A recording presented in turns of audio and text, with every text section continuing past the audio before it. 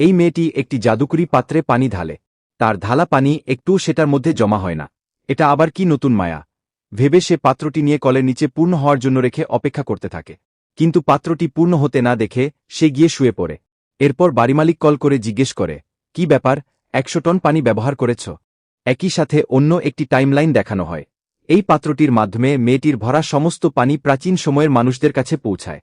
তা দেখে সেখানকার সবাই ঈশ্বরের তরফ থেকে আসা উপহার ভেবে ভীষণ খুশি হয়ে যায়। এদিকে মেয়েটিকে দেখানো হয়, সে দৌড়ে গিয়ে কল বন্ধ করে। কিন্তু পাত্রের ভেতরে তাকিয়ে দেখে পুনরায় এক ফোঁটা পানিও নেই। তারপর পাশে থাকা কিছু খাবারের বাক্স সেটার ভেতরে ফেলে দেয়, আর পরের সেকেন্ডেই সেগুলো গায়েব হয়ে যায়। প্রাচীন সময়ের মানুষগুলোর কাছে সেই খাবার গিয়ে পৌঁছায়। তারা খুব আনন্দের সাথে খেয়ে ঈশ্বরকে ধন্যবাদ জানানোর উদ্দেশ্যে একটি চিঠি লিখে পাঠায়। কিন্তু সেই চিঠিটি পুড়ে ছাই হয়ে মেয়েটির কাছে পৌঁছায় এবং পুরো ঘর ধোঁয়ায় ভরে যায়। এতে সে ভীষণ বিরক্ত হয়ে পচে যাওয়া প্যাকেটজাত খাবারগুলো পাঠিয়ে দেয়, কারণ সে জানত না ওই পাশে কি ঘটছে। এরপর প্রাচীন সময়ের সেনাপতি চিঠি পাঠায়, আপনার পাঠানো খাবারের জন্য অনেক ধন্যবাদ, কিন্তু এটি আমাদের দেশের মানুষের জন্য যথেষ্ট নয়। দয়া করে কিছু সাহায্য করুন। তখনই নায়িকা বুঝতে পারে যে এই পাত্রটি প্রাচীন টাইমলাইনের সাথে যুক্ত হয়ে আছে।